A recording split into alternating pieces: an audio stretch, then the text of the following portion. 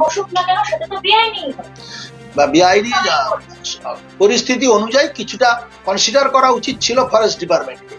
22টা family, আমি বলেছিলাম যে আপনারা তো এসি ঘরে বসে থাকেন, ওখানে চালান, অফিস চালান।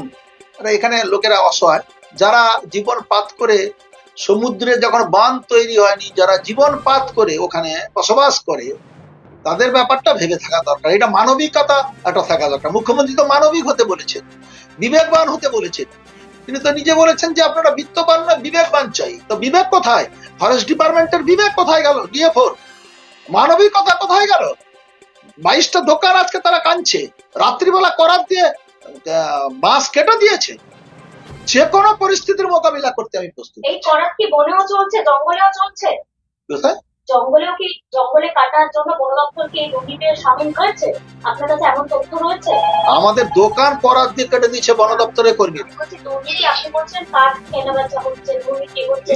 দুর্নীতির প্রসঙ্গ পরে বলবো বলেছে, এখন আর এই তথ্য কি আমার কাছে আছে, তখন আমি দেখিয়ে দেবো। যখন পরে দরকার পড়বে আমি সেটা দেখাবো।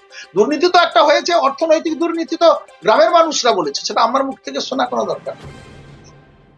বাবু, এই যে পরিস্থিতিটা হলো, এর পেছনে কি মনে করেন অন্য কোনো রাজনৈতিক কারো চক্রান্ত বা উদ্দেশ্য?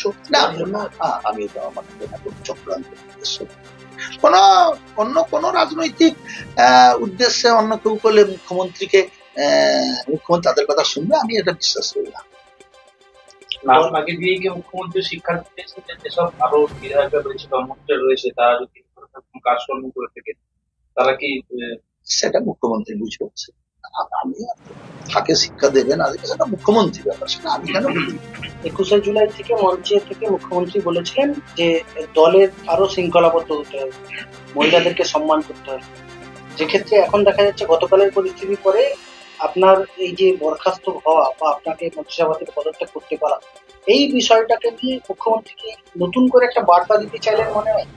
তাও আপনার মুখ্যমন্ত্রীর দীর্ঘদিনের পুরো অবিভক্ত মেদিনীপুরের সৈনিককে।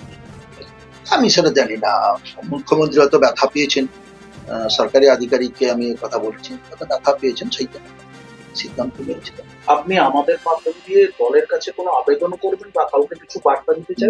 না, আমি কারো কাছে আবেদনও করবো না।